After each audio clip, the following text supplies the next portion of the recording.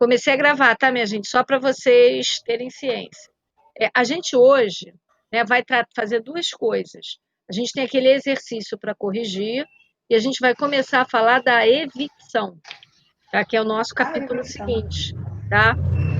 Eu vou começar pelo exercício. A gente corrigiu até a 9, não foi isso na aula passada? Foi, professora. Então vamos lá. 10º. Isaac, confirmar aqui se está gravando. Tá gravando. Isaac, posso ir lá? Vocês estão preparadas? Pode. Já fiz. Monique também? Posso começar a corrigir de onde a gente parou? Pode. Então vamos lá. Isaac vendeu seu veículo a Juliano por preço bem inferior ao de mercado, fazendo constar no contrato de compra e venda que o bem estava mal conservado e poderia apresentar vícios diversos e graves. Passados 40 dias da realização do negócio, o veículo parou de funcionar. Juliano ajuizou ação redibitória contra Isaac, requerendo a restituição do valor pago mais perdas e danos. A pretensão de Juliano, ela vai em procede. Não tem como o pedido dele ser julgado procedente, porque ele foi avisado que o veículo poderia apresentar problemas graves, tá? Então, improcede, porque não configurados os elementos definidores do vício redibitório e o comprador assumiu o risco de que o bem viesse a apresentar avarias. Letra D de dado. Ok? Professora, eu fiquei na dúvida entre a A e a D, porque os dois improcedem. Tá. Aqui, nesse caso, o que acontece? Diz assim, embora a coisa possa ser enjeitada em razão de vício redibitório, tá? As perdas e danos seriam devidas se Isaac houvesse procedido de má-fé. Aqui, ela não poderia ser enjeitada por vício redibitório, porque no contrato havia uma cláusula ressalvando. Sim. Tá? Então, por isso que essa A está errada. Tá, eu fiquei assim. No contrato, foi dito que o veículo estava mal conservado e que poderia apresentar vícios graves. Então, isso descaracteriza o vício redibitório. Não há defeito oculto, é claro o defeito, poderia existir. Professora, eu conversando com uma amiga. Olha só, aonde que eu acho essa matéria? Naquele livro enorme que a senhora passou em PDF para a gente no Teoria segundo geral dos período. contratos. Você entra em teoria geral dos contratos, está mais ou menos na metade do livro. E aí você vai ter ali pelo índice, você vai ver que existe um índice que fala em vícios redibitórios e logo depois evicção, que é a matéria de hoje. Está na sequência, tá? Diga, Beth. Tá. Eu conversando com um amigo meu, que ele também é advogado da área civil, ele falou que é muito comum a gente achar os vícios redibitórios na Intendente Magalhães, quando as pessoas compram um carro. Que ele ainda falou, Beth, o interessante é quando as pessoas vão comprar um carro lá, é bom ir com o mecânico. Isso. Porque lá, normalmente, ele falou que já pegou vários casos. Um problema. Contra motor diferente, número de chassi diferente. Ele falou, fala com essa professora. Mas é verdade. E sabe onde também tem isso? Automóvel Clube, em São João. Tem também vários casos ali. Tem um monte de loja de automóvel e ele tem aquelas ocorrências. Isso, então triste, a gente conversa, fica trocando figurinha do que eu estudei hoje, aí ele fala, o que você estudou? Aí eu fico falando, aí ele fica me explicando, assim, claro, além da sua explicação... Não, tá certo. Ele fica me dando... Mas eu falei assim, não, mas eu aprendi isso. Ele, não, isso tá certo, mas tem isso também, falando do carro. Não, tá certo. É um exemplo prático, né? E que acontece mesmo, né? Como acontece. Hoje é dia de trocar figurinha. Tá certo, vai ter aula de teoria geral dos contratos, tá certo. Ok, Beth, a 10ª. Questão do exercício. A 10ª. 10ª, letra D de dado. Tá? 11ª. Depois, oi, para botar essa correção no Classroom.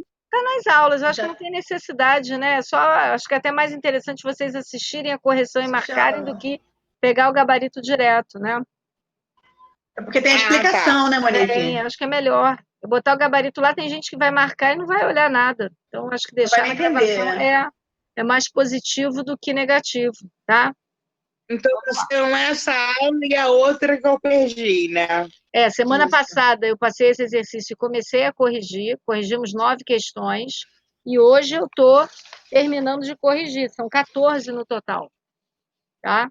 Tá ótimo. Então falta pouquinho, tá? E depois eu começo com conteúdos de evicção, para a gente seguir. Vamos lá. 11. Joana doou a Renata um livro raro de direito civil, que constava da coleção de sua falecida avó Marta. Esta, na condição de testadora, havia destinado à biblioteca como legado em testamento para sua neta Joana, legatária. Renata se ofereceu para visitar a biblioteca, circunstância na qual se encantou com a coleção de clássicos franceses. Renata, então, ofereceu-se para adquirir ao preço de R$ 1.000 todos os livros da coleção, oportunidade em que foi informada por Joana acerca de a existência de ação que corria na vara de sucessões, movidos pelos herdeiros legítimos de Marta.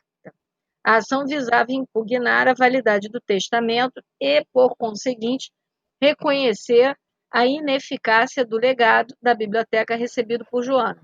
Mesmo assim, Renata decidiu adquirir a coleção, pagando o respectivo preço. Diante de tais situações, assinale a assertiva correta. Letra A. Quanto aos livros adquiridos pelo contrato de compra e venda, Renato não pode demandar Joana pela evicção, pois sabia que era coisa litigiosa. Ela não foi Professora, por que não a B? Por que não a B? Com relação ao livro recebido em doação, Joana responde por evicção, especialmente porque, na data da avença, Renata não sabia da existência de litígio. Sabia, ela avisou.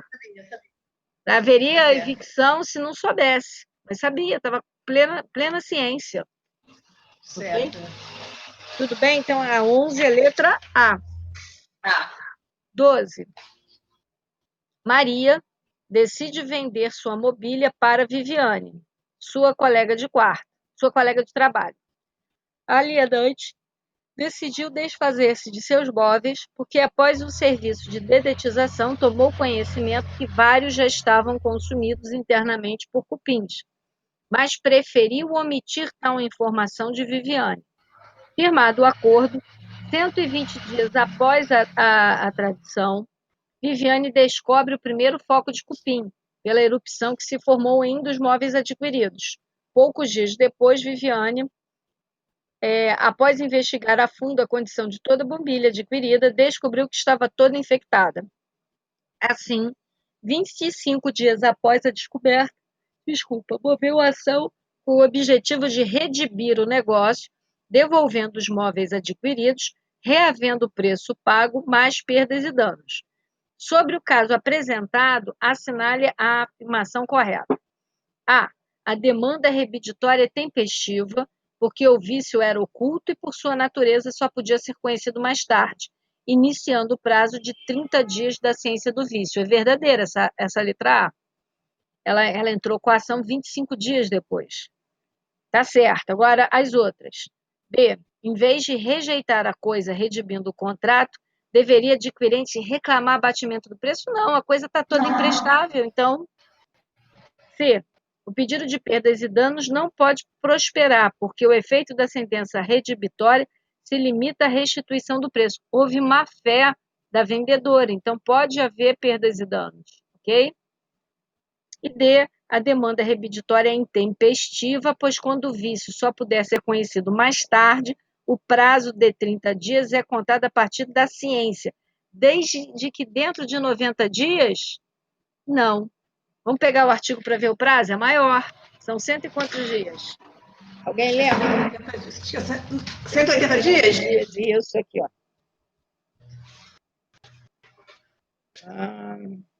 É o Código de Processo Civil. Aqui, ó. 180, é o parágrafo 1º do 445. Quando o vício, por sua natureza, só puder ser conhecido mais tarde, o prazo contar-se-á do momento em que dele tiver ciência, até o prazo máximo de 180 dias, se tratando de bens móveis, e de 1 ano para os imóveis. Ok? Sim, então ficou a letra A. Ficou a letra A, tá? Então, a questão 12, o gabarito é letra A, ok? 13. Professora, eu vou ser honesta, eu fiquei na dúvida de novo, Tá. entre A e D. A D, o negócio é o prazo. Se você olhar o prazo que está lá, tá em confronto com o parágrafo do 445. O problema foi isso, não Isso foi? que eu falei. Quando eu dei esse detalhe, eu não falei que isso caía beça em prova, que muita gente errava? São os dois prazos. É o que mais cai. Que não é 90, é 180. 180. 13. José celebrou com Maria um contrato de compra e venda de imóvel no valor de R$ 100.000, quantia a pagar à vista, ficando ajustada entre as partes a exclusão da responsabilidade do alienante pela evicção.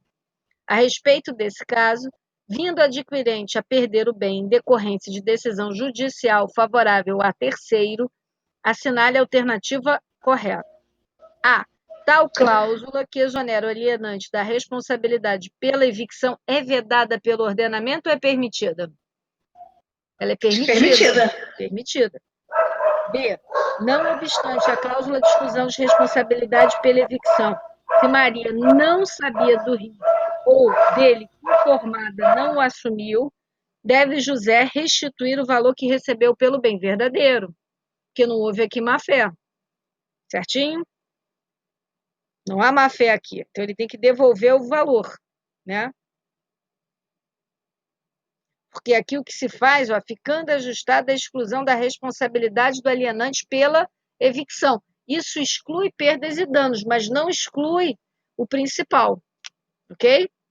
Aqui, ó, vou pegar o artigo que fica mais fácil. 446. Não correrão os prazos do artigo antecedente na constância de cláusula de garantia, mas o adquirente deve denunciar o defeito ao alienante, não é essa não, nos 30 dias seguintes, só um minuto.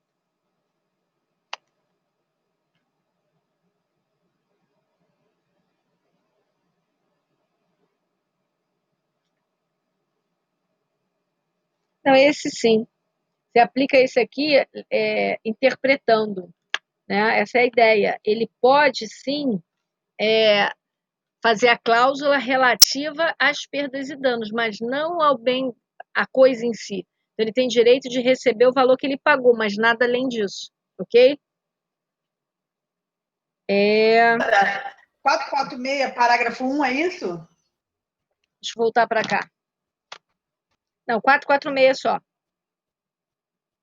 Ele não tem parágrafo, não, 446. Você aplica ele na extensão, porque ele vai falar das garantias, tá? A gente está no Código de Processo Civil. Não, no Código Civil. Ah, por isso. É direito Professora, civil. Diga. a 12 e a 13 é a...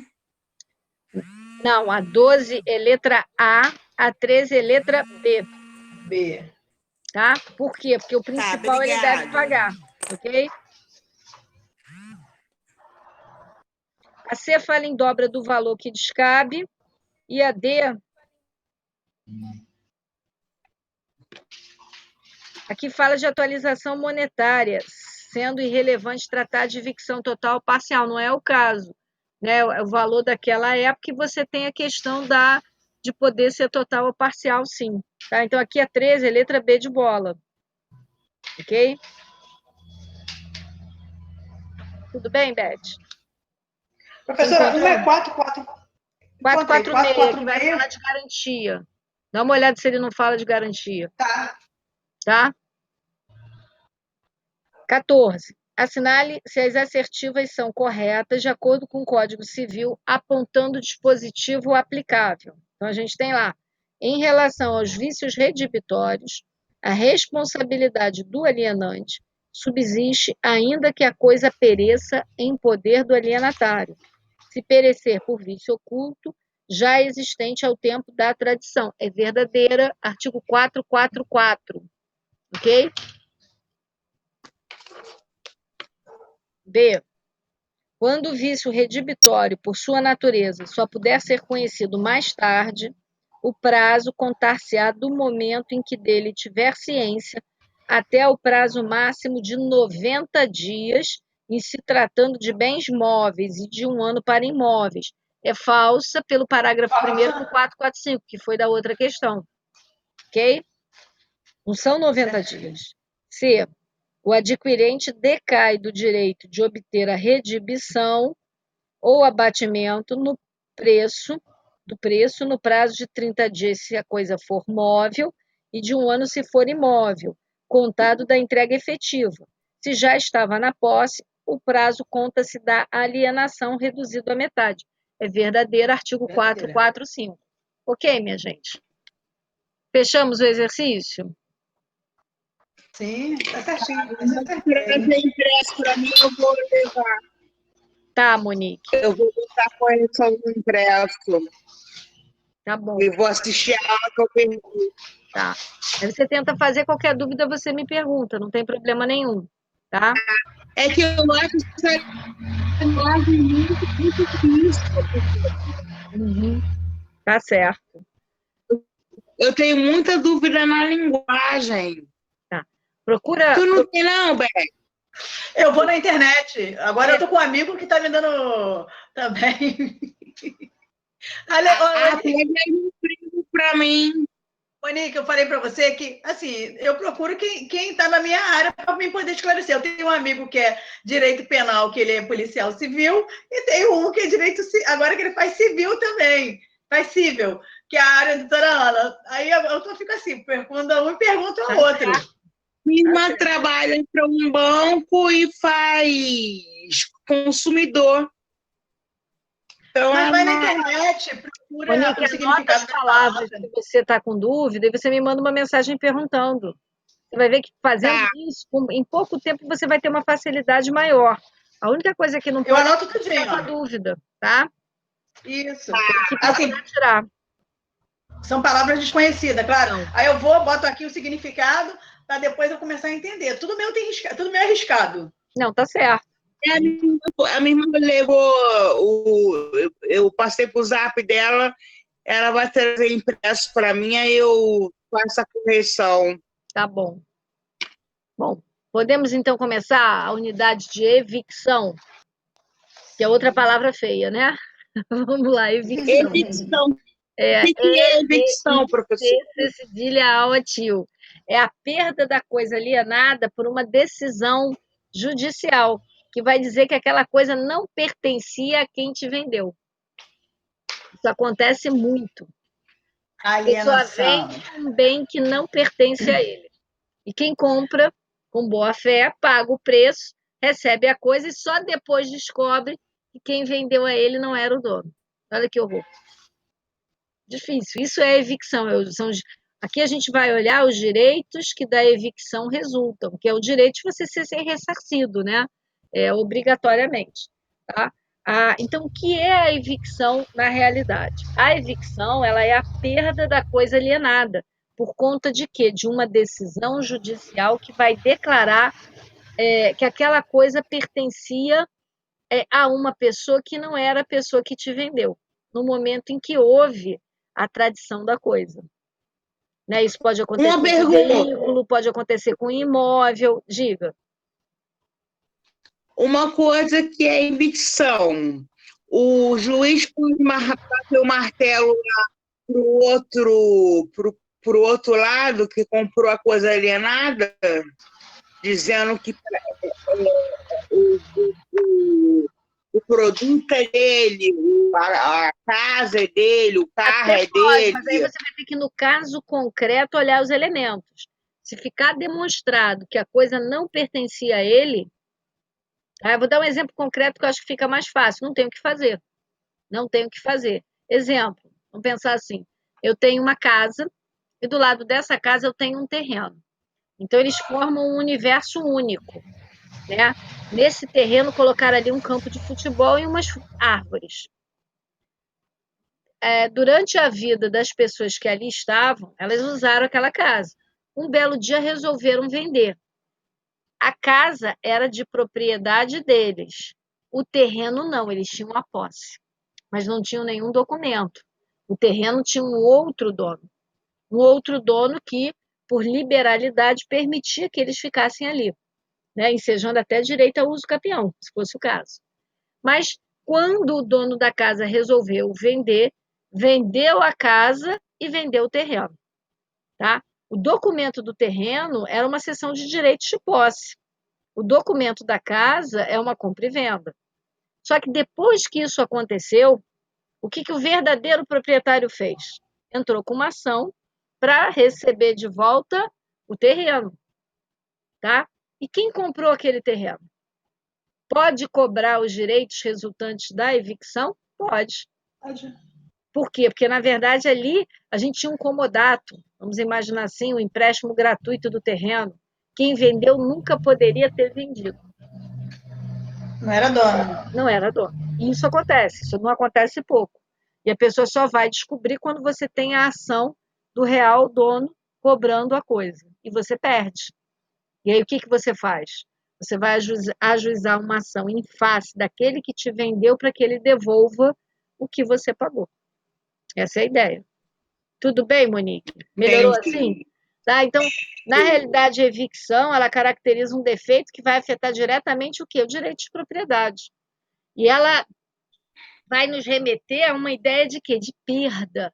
Evicção lembra perda, né? É a perda por quem adquire aquele bem, né? Que é o evicto. Então, a perda pelo evicto da posse ou da propriedade da coisa que passou para ele. Isso acontece normalmente por quê? Por sentença judicial, um ato de natureza administrativa, que vai reconhecer o direito a esse terceiro, que é chamado de evictor, com R no final. Tá? O Código Civil trata dessa matéria? Trata, logo depois dos vícios redibitórios. Então, se a gente pegar o Código Civil, a gente vai ver que do artigo 447 ao artigo 457, são 11 artigos, sendo que um foi revogado, 456, né, pelo Código de Processo Civil. Né? Então, ficam 10 artigos tratando da evicção em si, que é o que a gente aqui vai estudar. Ok, minha gente? Certinho? Então, tem previsão legal, previsão normativa. Da onde surgiu? Fala. Uma coisinha, professora. Fala. Só porque só pegou um código aí, vale a pena comprar um código atualizado, comentado? Sinceramente, não. Você tem pela internet vários. Não faz isso, não. Lê o livro, aquele livro. Até meu código que vocês olharem é 2017. Ele não está atualizado. Eu estou com as remissões escritas. Tá? Eu prefiro usar hoje na internet. Não sou eu que quero comprar, quem quer comprar é mim. Mas não compra não, porque o direito hoje é tão rápido, né? Ele é tão efêmero, digamos assim, você tem as mudanças das interpretações, e nem tudo que está escrito corresponde à verdade ou te dá a profundidade que você precisa. Então, me parece muito mais positivo ler a doutrina, aquela que eu mandei para vocês, que você comprou o livro, você comprou esse livro, Monique. Entendi. Então, é só olhar no índice, ele tem um índice bem grande. Você vai ver que tem uma parte ali, teoria geral dos contratos, e você vai encontrar ali tudo que a gente está falando. Se você tiver dificuldade, você me manda uma mensagem que eu abro o meu e identifico, tá? Não tem problema nenhum. Tá bom. Tá bom?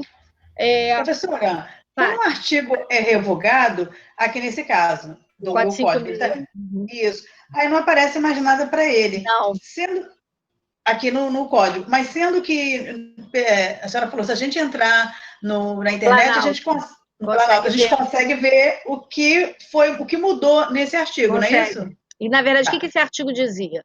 Ele dizia que os casos de evicção tinham que ser manifestados, notificados na forma da lei processual.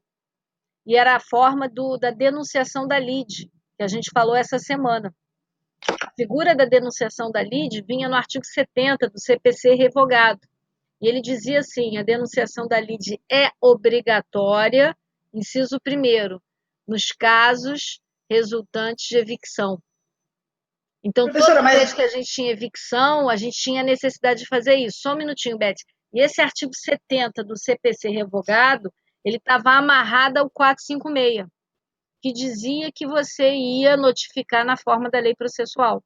Se você não fizesse, você perdia o direito de cobrar o teu prejuízo. Por isso que retiraram. Você hoje pode cobrar não através da denunciação, se você não quiser. Você pode, na denunciação da lide, que a evicção continua como uma das causas, chamar aquele que te vendeu, né? Então, se o verdadeiro dono ajuizar uma ação, te colocar como réu para que ele retome a coisa, você pode fazer a denunciação da lide chamando o alienante, aquele que te vendeu. Tá? Só que caso você não faça, nada impede que depois você ajuize uma ação cobrando. Antes, quando o 456 vigorava, eles entendiam que você só podia fazer isso através da denunciação da lide. Diga, Beth. A lide é um conflito, né? Isso, é um processo judicial. Tá? E a lide aqui é uma figura de intervenção de terceiros. Ela cabe quando? Ações regressivas e direitos resultantes da evicção. A gente viu isso anteontem. Eu achava que lide era lei. Não consegui entender, Monique. Professora, Fale. eu achava que lide era lei. Não, lide é conflito. Era pura, simplesmente lei. Não, mas aqui é um instituto. O nome do instituto jurídico é denunciação da lide. Você está denunciando a existência daquele processo. É aquele exemplo que eu dei da seguradora do carro entre o João e o André. Não lembra de um exemplo que eu dei anteontem? Exatamente essa situação. Tá? A denunciação da lide eu faço o quê? Eu comprei aquele terreno e agora eu sou ré numa ação dizendo que aquele terreno não podia ser vendido porque não era da pessoa que me vendeu. Se o autor dessa ação ganhar, eu perco o terreno. Só que eu comprei de boa fé. O que eu faço?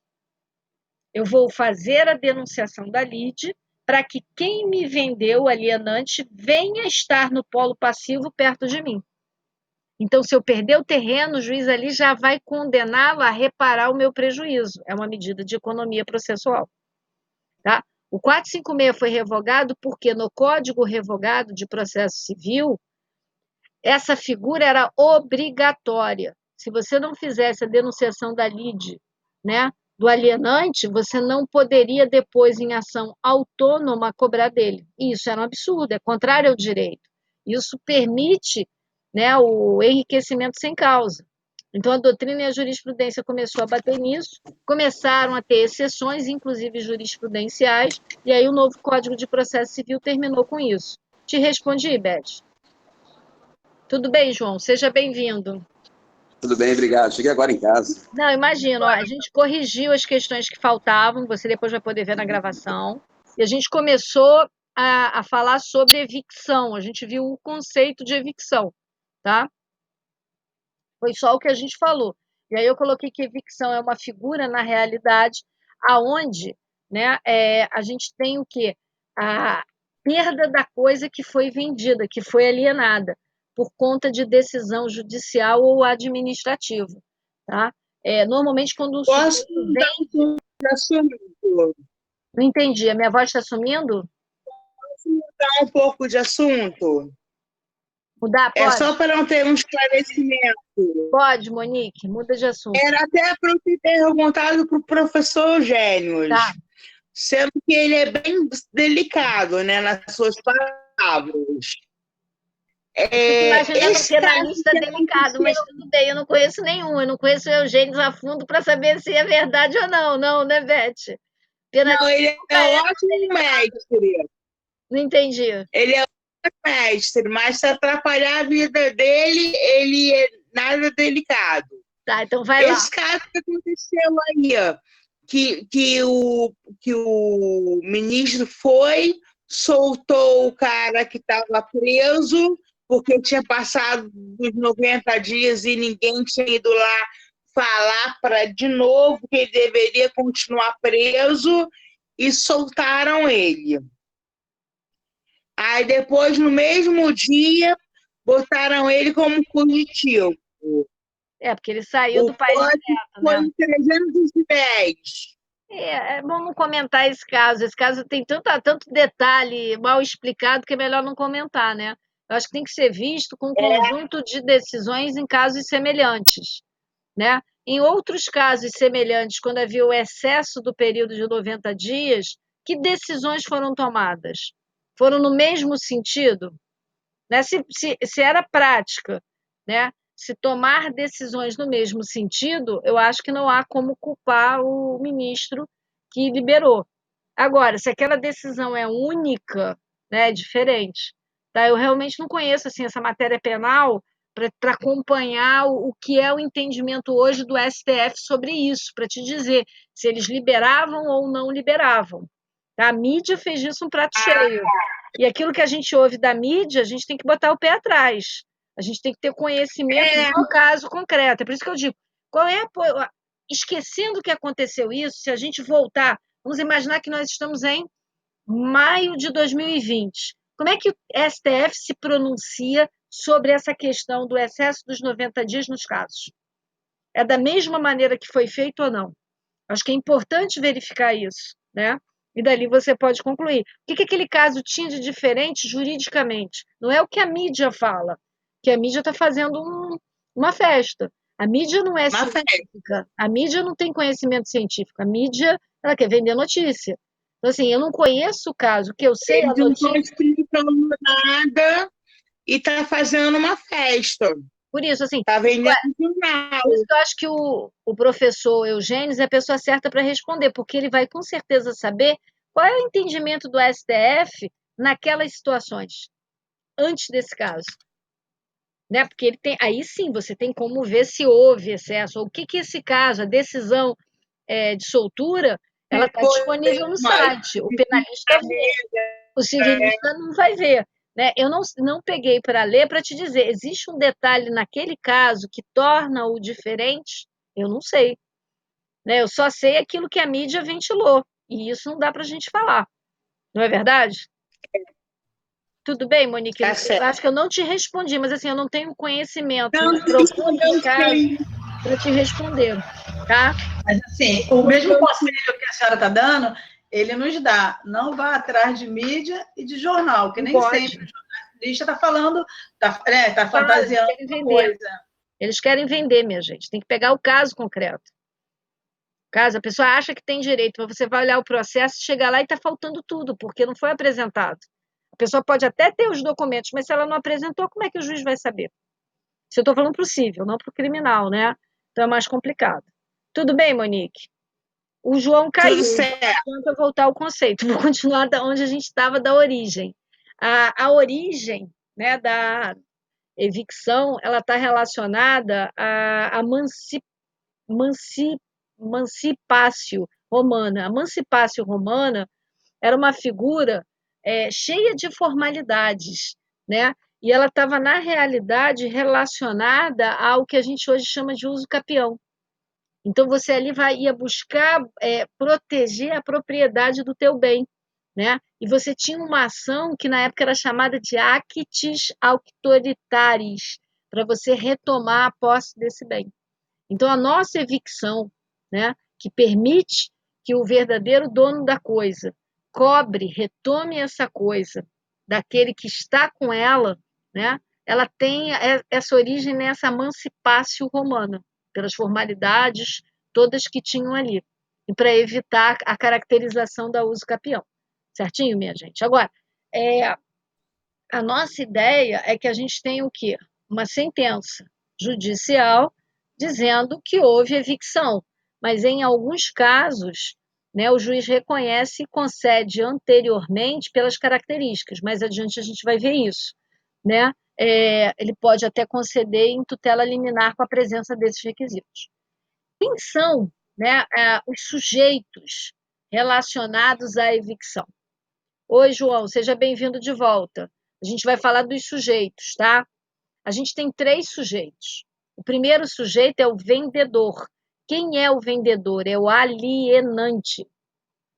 O segundo sujeito é aquele que adquire o bem, né? O adquirente. Eu chamo o adquirente de evicto. Eu acho que a Beth caiu. Caiu, Beth? Não, tá? Você ficou paradinha? Eu chamo o adquirente de evicto. E a gente tem um terceiro sujeito, que é esse terceiro, né? Que é o evictor, com R no final. Esse evictor é que é, na realidade, o verdadeiro dono e que vai buscar, né, a retomada desse bem. Então, a gente tem o alienante, o adquirente, que é o evictor, e a gente tem o terceiro, que é o evictor, com R no final. Tudo bem? São os sujeitos que estão ali presentes na evicção. Normalmente, o terceiro ajuiza a ação em face do evicto, do adquirente. Ok? Bom, qual é o fundamento jurídico?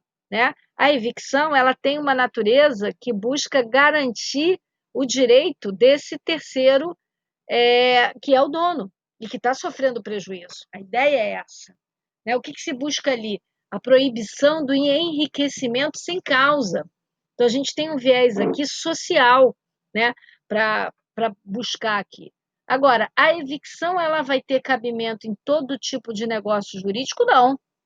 Se eu tiver um comodato, se eu tiver uma doação graciosa, não há que se falar em evicção, porque afinal o sujeito não pagou nada, ele recebeu de graça. Agora, se eu tiver uma compra e venda, se eu tiver uma doação onerosa, aí sim a gente pode estar diante de um caso vinculado à evicção, tá? Então, a ideia da evicção é essa, é evitar o enriquecimento sem causa, é o primeiro fundamento. Segundo fundamento, a boa-fé, né? O princípio da boa-fé objetiva, ele está no nosso direito civil com uma força muito grande, e ele deve pautar todas as relações negociais. Então, quando o vendedor, o alienante, faz um negócio jurídico de um bem que não pode ser negociado porque não está vinculado a ele, ele está agindo com má fé, tá? Então, por isso que um dos fundamentos é a boa-fé, permitindo que o terceiro retome a coisa que é dele, a boa-fé objetiva, tá? Isso em razão de quê? Da eticidade, princípio da eticidade. Se a gente pegar o Código Civil, a gente vai ter isso delineado logo no primeiro artigo, 457. A gente tem lá, nos contratos onerosos, o alienante responde pela evicção. Subsiste essa garantia, ainda que a aquisição se tenha realizado em asta pública. A gente tem a boa-fé aqui indiretamente presente. Tudo bem, minha gente? Ok? Caminhando. João, eu não estou te ouvindo. Não estou ouvindo nada, João. Não, é só para repetir, só para mim só. O vendedor é o alienante. O adquirente é o evictor, com O no final. E o terceiro Adquirente? é quem compra a coisa. E o terceiro é o evictor, com R no final. Ele é o verdadeiro dono. Ok? O terceiro é o victor. O terceiro é o quê? Adquirente? O terceiro que é o dono. O terceiro na relação negocial. O vendedor vende para o comprador. Coisa que não é dele. É de quem? Do terceiro. Professora, Diga, Monique. não precisa ficar anotando tudo que a senhora fala, porque a senhora vai botar no Eu sempre boto um material resumo. do Vai ter um né? resumo ali direitinho para vocês. E se você pegar aquele livro, Monique, ele tem tudo lá. Tá? Eu vou pegar hoje, que ele está segurando a televisão do meu filho. Entendi. Só assim, não deixem de ler, a leitura é importante, né? Isso é fundamental. O tempo que a gente tem de aula é um tempo pequeno, né? Tem que ter uma complementação. E essa matéria que a gente está nesse semestre é uma matéria importante porque ela é muito cobrada em prova. Se vocês olharem, quantas questões eu não separei dela, assim, e eram algumas, não eram todas, e tudo prova recente. Eu não peguei prova, acho que tinha uma questão de uma prova mais antiga. Todas as outras eram provas recentes, inclusive de 2020. Tem questão ali de 2020. E de concursos variados. Então, assim, evicção, vícios redibitórios é muito cobrado. Princípios contratuais que a gente viu no início do período é muito cobrado. Então, não custa ler. Tá? A faculdade de Direito, minha gente, quem faz somos nós. Não esqueçam disso. Somos eternos estudantes. A gente tem que estudar a vida toda. Não tem como parar, porque o direito, ele se modifica todos os dias. Eu sempre digo isso. Ele é uma força viva. A gente pega a jurisprudência e a gente vê isso. A gente tem doutrinador que muda de opinião jurídica com o passar do tempo. Agora, a gente tem que estudar. Não é, na verdade, não é o professor que vai entregar tudo de bandeja para vocês. Né? O professor vai mostrar o caminho. O que eu estou fazendo é você mostrar, ó, isso existe. Essas são as regras gerais. Leiam, aprofundem. Depois, na prática, que vocês vão conhecer. Vocês vão ver que quando vocês têm um caso relacionado a um desses institutos jurídicos, vocês vão conhecer o instituto de uma forma muito mais profunda do que agora. Pode ter certeza A minha irmã, que você faz. Fala, Monique. a minha irmã dizia para mim, professora, que o professor não pega pela mão, não, ele dá um norte. Exatamente. Ele dá um norte, você que vai ter que ir atrás, correr atrás. Isso, ainda mais no direito, você tem que correr atrás. Tá? E aqui a gente está nesse padrão de aula online, e eu penso que eu não tenho instrumentos para tentar avaliar vocês de uma forma que seja mais eficaz. Eu não recebi nenhum programa especial para isso. Então, eu estou procurando fazer o quê? O que eu peço para vocês fazerem é debater, ler, é tentar aprofundar o conhecimento. Não é isso que a gente tem feito até agora? Agora é de cada um abraçar isso ou não abraçar. Eu não tenho como fazer por vocês. Eu tenho minha consciência tranquila, que o conteúdo ele foi passado de forma a vocês poderem desenvolvê-lo. Eu posso não ser a melhor professora, mas eu tenho boa vontade. Então, assim, a gente não deixou de. É verdade, mas a gente não deixou de cumprir conteúdo nenhum. Não deixou. Não deixou. Tá tudo direitinho, tanto no semestre passado quanto nesse. Diga, Beth. Eu sou suspeita a falar. Diga, Monique. Quem se atreveu a dizer que não é a melhor? Eu mesma. Eu conheço os meus limites. Olha só, nós nada sabemos. Aí é outra coisa, é uma questão de educação. Se você vai dar aula, você tem que saber o porquê. Eu, quando comecei a dar aula, tem 27 anos que eu dou aula. Eu comecei a dar aula porque eu tive um professor, professor Heitor Piedade, de Direito Penal, que era um doce. Né? Eu tinha tido professores horríveis, inclusive o antecessor dele, que era um delegado aposentado que até morreu. Deixa para lá que é melhor. Mas o cara era assim de uma violência, de uma agressividade em sala que dava assim um horror à matéria e a tudo. E aí vem o professor Heitor, que era extremamente atencioso com todo mundo. E aí eu me encantei pela forma dele ser. E falei, não, era um senhor assim, na época ele devia ter uns 60 anos. Para quem tem 20, você pega um professor de 60, tem uma diferença muito grande. Para mim era uma pessoa idosa. Hoje, com 52, eu já não acho tão idoso, entendeu? Mas lá atrás eu achava. Então eu achava ele assim, ele era maravilhoso na forma dele tratar o aluno, no respeito com o aluno. E aí, quando eu comecei a dar aula, eu me espelhei nas ações dele. Né? É por isso, acho que aí é uma questão de cada um. Tem gente que é mais séria, tem gente que é menos séria, é de cada um. Tá? Agora, o mas conteúdo... por que não foi penal? Por que eu não fui penal? Não dá para a gente trabalhar. Só se eu não quisesse ter paz. Aí você tem que ver o que você objetiva na vida. Tem gente que quer ganhar dinheiro, vai para o penal certamente para o tributário. Né? O que eu olho é a minha questão da família. Eu quero ter minha família certinha, tudo na volta, né? Criar minhas filhas com dignidade, agir, entendeu? Então é o objetivo de cada um. Né? Sim, Monique, eu acho que cada um tem um jeito, mas os professores são excelentes, eu não tenho o que falar, eu gosto de todos, acho que todos são bem atenciosos, e assim, se você tiver uma dúvida também, ele te tira essa dúvida, eu já chamei ele no particular, então ele como ele, tanto a doutora Ana, como o Theo também, o jeito deles são maravilhosos, mas cada um no seu jeito. Mas tem que estudar, isso é o fundamental, se aquele que trabalha com direito não estuda, ele perde. É um estudo que tem que ser hábito para o resto da vida. Não tem como. Muda. É só olhar. Quando eu estudei, a Constituição era a revogada, anterior. O Código Civil era de 16. O CPC não tinha nem passado pelas ondas da reforma. O Código Comercial tinha muito mais assuntos. Não se tinha feito ainda a reforma criminal. O adultério era crime ainda, só para vocês terem uma ideia, que não é mais. Né? Era tudo muito diferente. Agora, você não tinha consumidor nem juizado especial. Né? Agora, depois de eu formada, isso tudo foi acontecendo. Você faz o quê? Você cruza o braço e deixa o bonde correr ou você arregaça as mangas e estuda? Estuda. O direito muda sempre. A gente tem que estar sempre o quê? Estudando. Né? E acaba sendo vinculado. Quem trabalha com penal vai estudar penal e processo penal mais do que qualquer coisa. Quem trabalha com civil vai estudar civil e processo civil. Não tem como. Tá bom? Vamos voltar para cá, minha gente? Vamos lá. Então, a gente falou dos princípios. fundamento, né, os princípios que fundamentam a evicção, para evitar enriquecimento sem causa, e a questão da boa-fé objetiva, né? Isso está bem forte, bem latente, certinho? Agora, quais são os requisitos para a ocorrência da evicção? A evicção tem 3 requisitos. Primeiro, tem que ter a perda da coisa, né? Essa perda pode ser no todo ou em parte. Vamos imaginar um terreno. A parte que não pertencia ao sujeito era, sei lá, era 1/3 daquele terreno. Então, é uma perda parcial. Não tem problema. A evicção está ali presente. Ou pode ser o terreno todo. Nesse caso, a perda vai ser o quê? Total.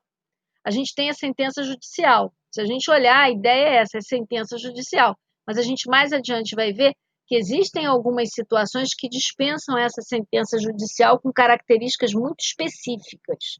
Tá? Mas guardem que o requisito é sentença judicial. Não é um requisito absoluto, mas é um requisito. E terceiro, anterioridade do direito do terceiro. O terceiro ele tem que ter o seu direito de dono já consagrado antes do contrato celebrado entre comprador e vendedor. Então, o direito dele tem que ser pré-existente. Tá? Então, repetindo, quais são os requisitos básicos da evicção? Perda da coisa, sentença judicial e anterioridade do direito do terceiro. Certinho? E como é que esse terceiro ele vai buscar receber a coisa? Através de uma ação aonde ele vai reivindicar essa coisa. O nome dessa ação é ação reivindicatória. Contra quem? Ele vai contra o comprador, contra o evicto, contra o adquirente. Então, o terceiro, evictor, com R, ajuiza uma ação reivindicando a coisa em face do adquirente, do comprador, do evictor, com O no final. Tá? Essa ação segue o procedimento comum, ela não é uma ação de rito especial. Tá? A gente vai estudar esse procedimento comum. Tudo bem? Agora, o alienante ele tem responsabilidade nessa relação? Claro que tem.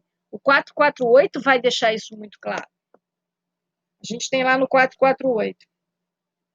Podem as partes, por cláusula expressa, reforçar, diminuir ou excluir a responsabilidade pela evicção. Tá? Então, nada impede que no negócio jurídico celebrado entre o vendedor e o comprador tenha uma cláusula que exclua até totalmente a responsabilidade do vendedor. Nada impede ali, tá? Mas a gente não pode esquecer que ele tem responsabilidade, podendo excluí-la, mas ele tem responsabilidade, certinho? Outra coisa, vamos falar um pouquinho desses requisitos, que eu acho que é bem importante a gente falar desses requisitos. Primeiro requisito, né, a gente tem ali a questão da aquisição do bem. Né? A gente tem que ter uma coisa sendo adquirida, né? E essa coisa que está sendo adquirida não pertence a quem vendeu. Então, a gente tem que olhar a configuração desse detalhe ali dentro do contexto, né? Então, sempre para que a evicção se faça presente, a gente tem que tem que analisar como houve a transferência desse bem, né? Por que maneira o bem foi adquirido, né? Quem vendeu esse bem, né? Para que a gente possa fazer a caracterização ali da evicção. E aí a gente tem 2 situações que são normais. A primeira diz respeito a quê? Contratos onerosos. O contrato oneroso clássico é a compra e venda. Uma pessoa vende, recebendo dinheiro, e outra pessoa compra, né, pagando dinheiro. Tá? Se o contrato for gratuito, não há que se falar em direito resultante da evicção. Então, uma doação graciosa, um comodato, não envolve doação, tá? Só se for oneroso, tá? Então, a venda é a melhor forma. A segunda forma é a aquisição daquele bem em asta pública. A asta pública é o que a gente vulgarmente chama de leilão, né? Você tem determinado bem que vai ter sofrido uma constrição judicial, e esse bem que sofreu a constrição judicial é colocado à venda, e alguém comparece aquela asta pública, que a gente chama vulgarmente, de forma geral, no leilão. Depois vocês vão estudar e vão ver que existe, né, praça, pregão, leilão, existe um nome específico para cada tipo de bem. Leilão se vincula mais a bem móvel, mas a gente usa indiscriminadamente no senso comum para tudo, tá? Então, a gente pode ter um bem vendido em asta pública, né, que gere direito resultante de evicção. Essa era a ideia. Antes do nosso Código Civil, tinha até controvérsia sobre isso, né? Mas o novo Código Civil, que já não é novo, que tem 20 anos, ele acabou com essa divergência no 447. A gente tem lá na parte final dele o seguinte: a coisa recebida em virtude de contrato comutativo pode ser enjeitada, desculpa, li o artigo errado, 447. Nos contratos onerosos, o alienante responde pela evicção. Subsiste esta garantia, ainda que a aquisição tenha se dado por asta pública. Então, o 447, na parte final, ele traz a regra de que é possível a evicção relacionada a bens adquiridos em astas públicas, como leilão. Essa é a ideia, né? Essa é a ideia. Certinho, minha gente? Então, ela pode ser fruto de um contrato oneroso, como a compra e venda, e ela pode ser fruto também de uma asta pública. Diga, Monique, que você está com um dedo na mão aí. Essa asta pública, ela é escrita como? Com H ou com A? H-A-S-T-A. Asta. Tá? É leilão. Asta. Se você bota leilão, que é mais fácil de no momento entender. Oi. É de haver? De haver. H de haver. Tá? De Helena. Tá. Helena com H. Helena. E aí, o que a gente tem, na verdade, ali? A asta é um nome geral. O que a gente pode ter é a asta vinculada a imóveis, o leilão para móveis, né? O pregão para bens e valores mobiliários, mas é tudo uma forma de você, relacionado a um processo judicial, ter a venda daquele bem vinculado a um processo, tá? É um leiloeiro que faz isso e fica tranquilo, ok? A gente tem, em segundo lugar, o que? A perda da posse, né? Ou da propriedade em si. O sujeito que é o verdadeiro dono, ele vai perder essa posse ou essa propriedade. E é por isso que ele vai se movimentar para tentar, como terceiro, reaver esse bem. Então, eu tenho que caracterizar, para ter evicção presente, que esse terceiro está perdendo a posse desse bem. Sem isso, não há que se falar. E o terceiro requisito é a sentença, a prolação da sentença, ou a ocorrência de um ato de natureza administrativa, que é, por exemplo, a determinação para a ocorrência da asta pública, né, para que a gente caracterize ali, né, a evicção. Tá? Então, esses elementos eles têm que ser demonstrados numa ação reivindicatória, obrigatoriamente. Tá? Vamos ver um exemplo prático que não seja de imóvel, que é bastante comum? Vamos pensar assim, eu tenho a Beth dirigindo um veículo, para a gente não usar o João sempre como exemplo de veículo, né? E ela acabou de comprar aquele veículo, para ela, comprou legalmente numa loja, no local que você se referiu, tá, Beth? E aí ela é parada numa blitz policial. Então a blitz para, olha a documentação, e aí diz o quê? Olha, esse veículo tinha sido roubado, você comprou um veículo roubado. Ela não sabia de nada. E o que vai acontecer é que vai haver apreensão desse veículo pelo policial. Ela vai ficar ali sem o veículo porque ele foi roubado. Ela pode ir em cima do vendedor? Pode. Ela pode ajuizar uma ação buscando o quê? O ressarcimento do prejuízo que ela teve. Tudo bem, minha gente?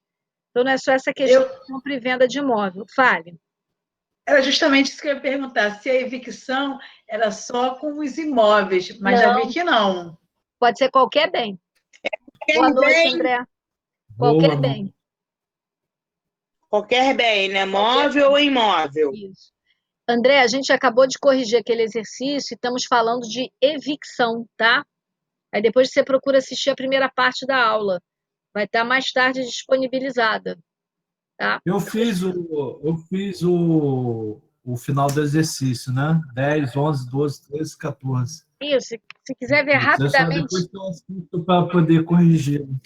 na aula tem. E se você quiser rapidamente, a 10 é letra D. Tá pronto para anotar?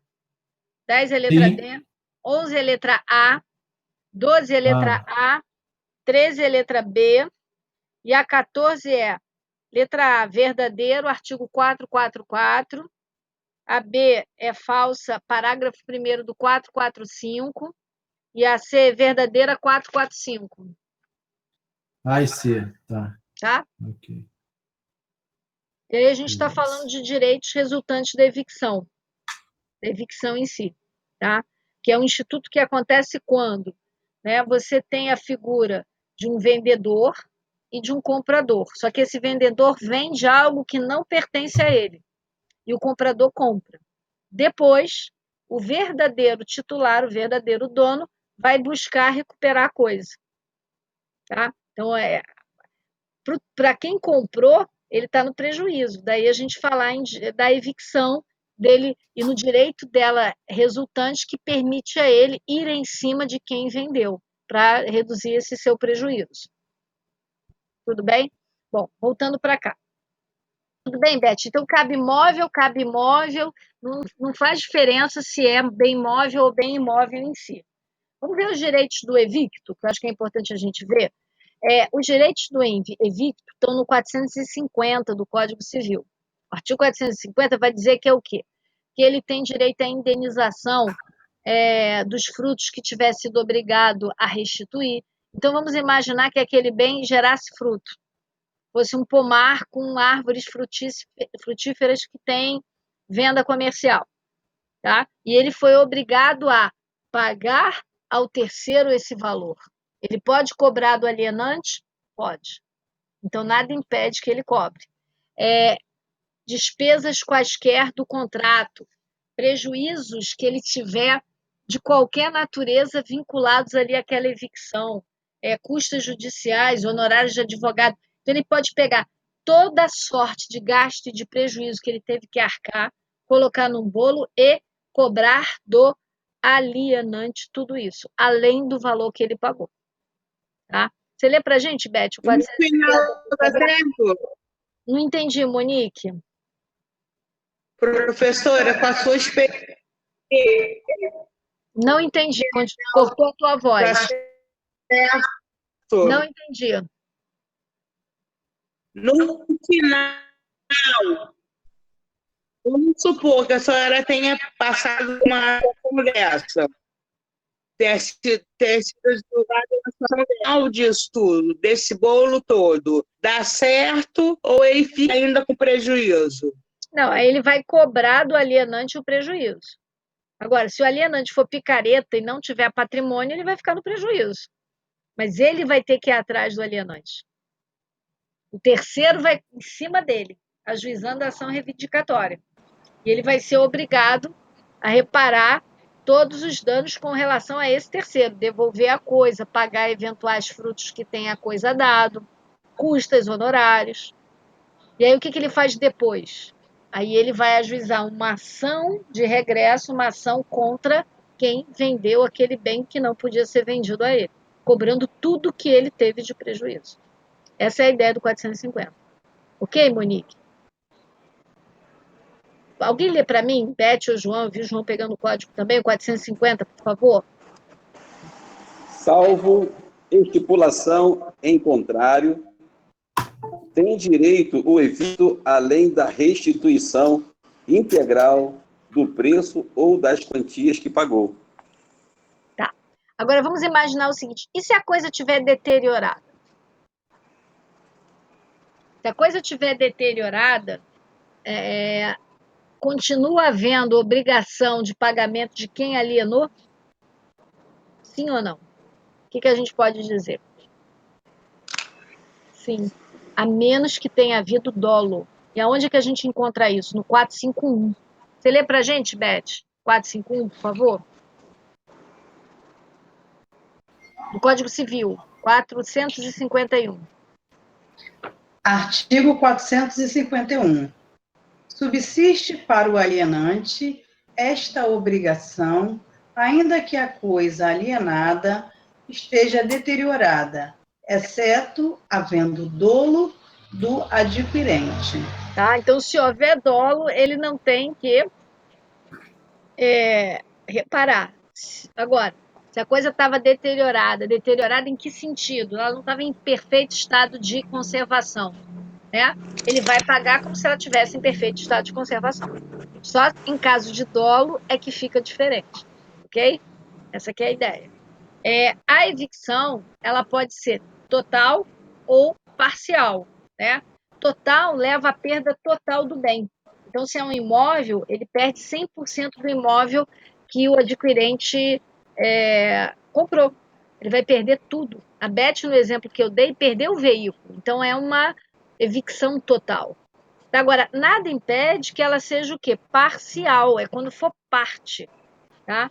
E a gente vai ter, na realidade, isso delineado não só no artigo 450, mas a gente também tem uma questão de indenização no 455. Se a gente pegar o 455, tem lá, se parcial, mais considerável for a evicção, poderá o evicto optar entre a rescisão do contrato e a restituição da parte do preço correspondente ao desconto. Oi, diga, Monique. Eu não te entendi.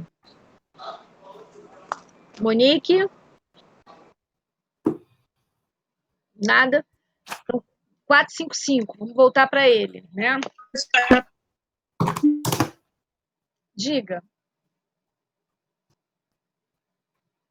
Eu não estou conseguindo te ouvir, para mim está mudo. Alguém está ouvindo a Monique? Eu não estou te ouvindo, Monique. Também não estou ouvindo também não. Ok? Acho que está havendo algum problema no teu áudio. Daqui a pouco você pergunta. Vamos lá no 455. Se parcial, mas considerável for a evicção, poderá o evicto optar entre a rescisão do contrato e a restituição de parte do preço correspondente ao desfalque sofrido. Se não for considerável, caberá somente direito à indenização. Então, aqui a gente tem uma gradação. Se é considerável, ser considerável, a gente só tem como avaliar no caso concreto, né? A gente tem direito ao quê? A uma indenização total e completa. Se não for, não, tá? Essa é a ideia, certinho? Ok? Então, ela pode ser total ou pode ser parcial. O que mais a gente pode falar de evicção? Cláusula de não evicção, né? Aquela cláusula que a gente até no início comentou. Eu posso ter no negócio jurídico celebrado entre alienante e adquirente uma cláusula que exclua, né, qualquer alegação de evicção? Posso ser também uma cláusula que reduza, né, essa ocorrência. Tá? Qual é o fundamento disso? A autonomia da vontade. E aonde é que a gente tem isso? No 448. O 448, você lê para a gente, João, ele vai tratar exatamente disso e vai dizer que as partes podem estabelecer uma cláusula, né, no sentido de aumentar, diminuir a responsabilidade resultante da evicção.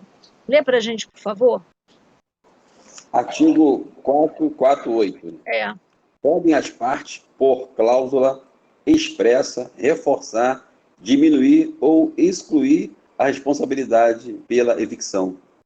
Okay? Então, a gente nada impede que haja uma cláusula fundada na autonomia da vontade das partes, né, estabelecendo um regramento com relação ao que pode ser feito diante da evicção, né, proibindo amanhã a cobrança de prejuízo ou até reduzindo essa ocorrência. Certinho até aqui? Ó. O que mais a gente pode dizer que a gente tem? Deixa eu pensar. 449. O 449, lê para a gente 449, ele tem uma outra situação. 449. Se for aleatório... Não, desculpa, peraí. É o 449. 449. A 449 está aqui. Não obstante a cláusula que exclui a garantia contra a evicção, se esta se der, tem direito o evicto a receber o preço que pagou pela coisa evicta, se não souber do risco da evicção, ou dele informado não o assumiu. Tá? Aqui a situação está envolvendo o quê? O conhecimento da ocorrência da situação de evicção ou não. Então, conhecendo, né, você assume o risco. Não, conhecendo, você não assume. Essa é a ideia. Uma outra coisa que também a gente pode ter vinculado à evicção é a realização de benfeitorias. Vamos imaginar que você adquira aquela coisa. A Beth comprou aquele carro que era roubado, sem saber. Mas aquele carro ele estava com um problema mecânico. Ela foi lá e consertou. Ela foi lá, que é uma benfeitoria de natureza necessária. Ele não poderia mais trafegar sem aquilo. Ele estava amassado, ela mandou fazer a lanternagem e comprar, e consertar o veículo em si. Então, a gente tem benfeitorias que são indispensáveis. Então, essas benfeitorias devem ser indenizadas. Se elas forem de natureza voluptuária, né, pela beleza, não. E aonde é que a gente vai ter isso? Vamos pegar o artigo 454, Beth, por favor? Está no 454, questão das benfeitorias. Professora, desculpa ter sumido um pouco, tá? Não tem problema, a gente ficou sem te ouvir. Tá? Eu fiquei sem conexão. Tá. Lê pra gente. Artigo 454. 454. Isso. Se as benfeitorias abonadas ao que sofreu a evicção tiverem sido feitas pelo alienante, o valor delas será levado em conta na restituição devida. Tá? Agora, vamos imaginar que quem fez a benfeitoria seja o comprador. Ele está agindo de boa fé. Ele pode até retirar, se for possível, a benfeitoria e levar. Ele fez ali uma área de lazer, colocou equipamentos de ginástica, alguma coisa assim. Nada impede que ele retire aquilo de lá e leve. Tem natureza voluptuária. Ele pode fazer isso sim. Agora, se foi de má fé, não há que se falar em indenização dessas benfeitorias. De jeito nenhum. Ok, minha gente, até aqui? Professora, Diga. bom, deixa eu tentar pensar aqui. Se, por exemplo, Maria aluga a casa do João e lá ela fez o contrato de locação, tudo bem. E aí teve uma chuva e inundou a casa de Maria. Nesse caso, mas no meio termo, nesse tempo, ela fez uma benfeitoria na casa. Tá. Só que você está falando de locação. Aí é uma coisa diferente. Locação é regida pela Lei 8.245 de 91. 8245 de 91, a Lei de Locações. Para você fazer qualquer alteração no imóvel, você tem que olhar o que o contrato de locação diz.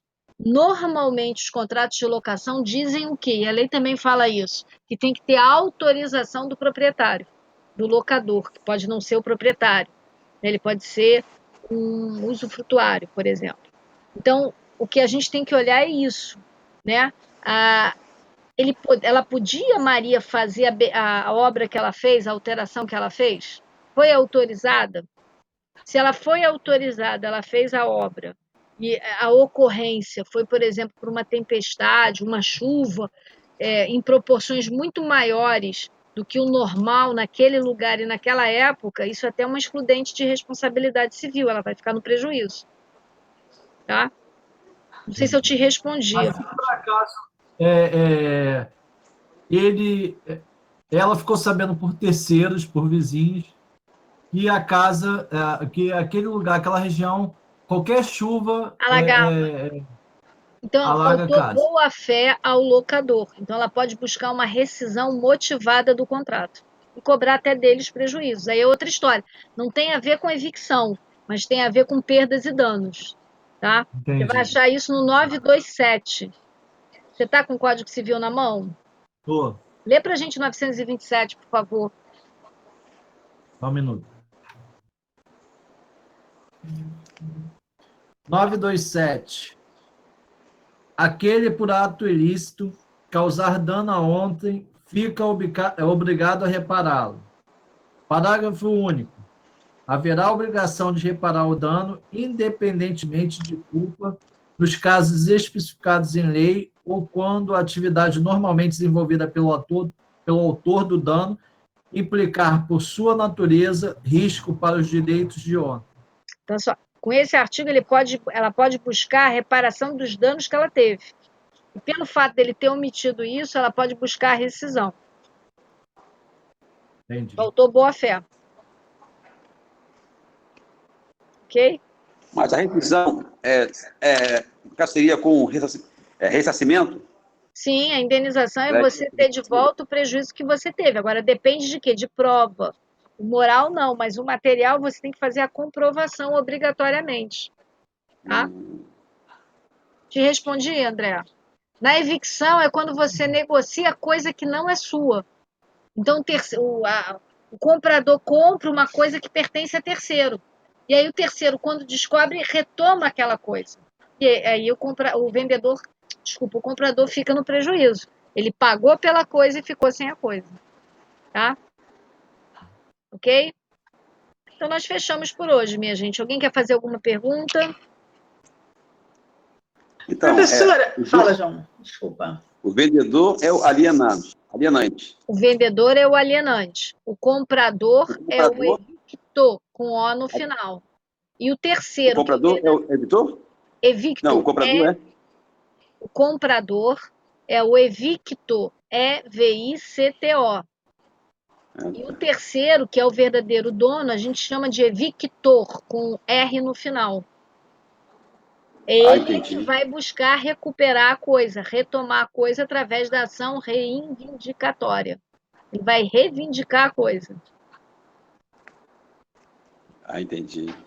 Ok? Professora, fala, Beth. Essa matéria que a gente está estudando, assim, ultimamente, lembra muito o que a gente já estudou. Por exemplo, a benfeitoria, né? Sim. E daqui a pouco vai vir os acessórios e o principal.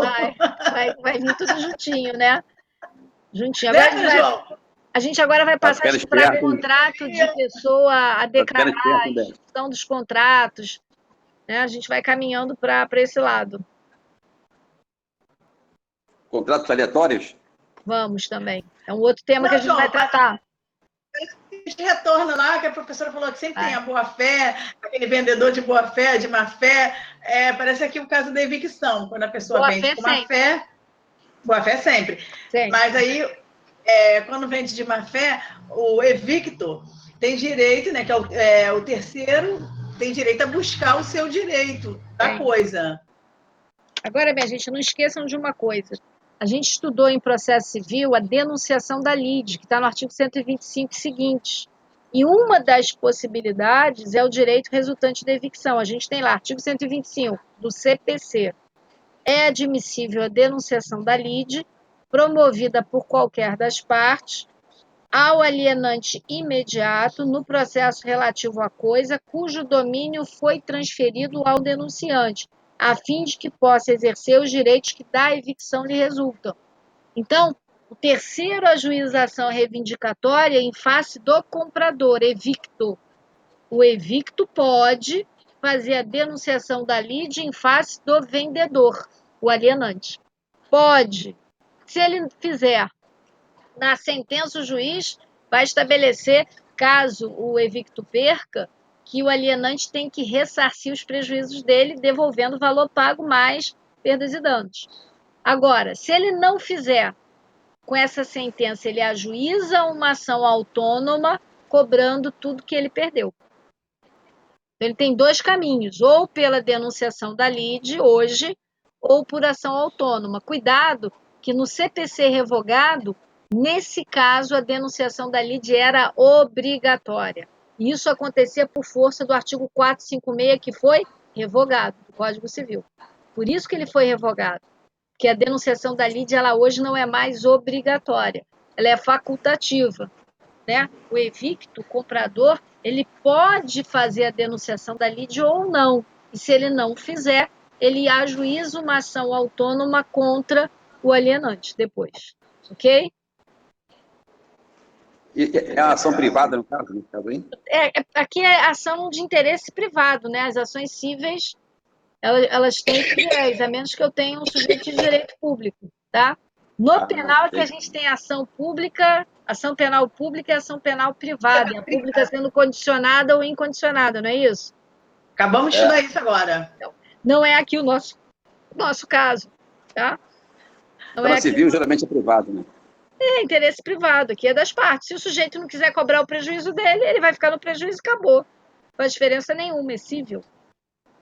Professora, na área civil não existe o Ministério Público, como na área penal. Existe. A gente vai estudar isso lá em processo civil. Ele pode ser parte ou pode ser fiscal da ordem jurídica. A gente vai estudar. Existem ações coletivas, como a ação civil pública, que é regulada na Lei 7.347 de 85, que é uma ação pública, que é o Ministério Público que ajuiza. Ação civil pública. A gente ainda vai ver, tá? Tá ótimo. Vamos deixar isso para depois. Vamos. Alguma pergunta a mais? A professora, a aula foi ótima, maravilhosa. Tá bom, eu que agradeço a vocês, né? Foi bem curtinha, mas... Foi curtinha, mas foi no horário da aula. A gente começou às 6h20, são 19h42. A gente pegou... Não, professora, eu digo que o evicção, né? É curtinho. É pequenininho, são poucos artigos. Esse semestre, todos os assuntos são pequenininhos. Em processo civil, não, eles são maiores. Né? A gente falou de intervenção de terceiros, eu não consegui terminar em uma aula. Vou precisar da outra aula para terminar. Diga, Monique, que está com o dedinho levantado. Eu estou feliz que eu adorei a aula e que eu também pude assistir a aula toda. Que bom, fico feliz. Apesar do meu assistado brincando de ter barulho de telefone, eu achei que ele não estava ouvindo o telefone dele. Eu não ouvi nem barulho, para ser sincero. Barulho a gente teve na segunda, né? Com aqueles cachorros todos latindo, né, minha gente? Monique, nós também ficamos muito felizes de você participar da aula. Participe sempre. Obrigada, pela força. Tá bom. Minha gente, então, boa noite, tá? Assim que consiga transformar a aula lá no link do YouTube, eu posto o material para vocês. Tá? Eu só tive, não sei porque eu estava lá em Teresópolis, eu tive dificuldade na segunda e ontem. Né? Então, assim que eu vou começar, assim que eu fecho aqui o vídeo, e assim que eu consigo, eu estou postando lá no Classroom, tá? Poxa, legal, professora. Professora... Dá uma dica aí, pessoal. Dá uma dica aí, hein? Vai cair prova, hein? Li o artigo 447 e até o artigo 457, hein? A múltipla escolha não, professora. O questionário vai ser grande, hein? Cuidado, o questionário vai ser grande, é muito assunto. Professora, agora, quanto aquele material que a senhora deu referente àquela aula passada, a gente pode tirar dúvida semana que vem? Que pode, não tem problema nenhum. É só me perguntar de litisconsórcio que você está falando, é só perguntar. Sim. Tá, não tem aí segunda-feira, como é um horário nosso, todo nosso, aí fica melhor. Pode seguir falando, até porque depois na outra segunda é feriado. Então, o que eu quero mesmo é a gente andar com a matéria, porque é muita coisa na segunda-feira. Eu nunca vi na segunda, eu não me lembro de ter acontecido segunda. Quarta eu já tinha visto, quinta e sexta, mas segunda não. Um monte de feriado de segunda-feira. Acho que de 4 feriados, 3 são segunda e bota uma aula magna no meio. É para você não conseguir acabar o programa, mas a gente vai acabar. Professora, fora a faculdade, todo mundo adorou um feriado na segunda, né? Quem não? Com certeza, todo mundo adorou, mas o problema todo é esse. Como é que a gente faz para repor a aula, né? É complicado. É, verdade. Domingo, pronto. Podemos, não tem problema. O negócio é a igreja. Quem vai à igreja complica, né? Eu assisto missa às 11, normalmente. Não, depois do culto, à tardinha. Tá bem, minha gente. Então, boa noite para todos. Tá? Começar no seu caso, João. Tá? Boa noite para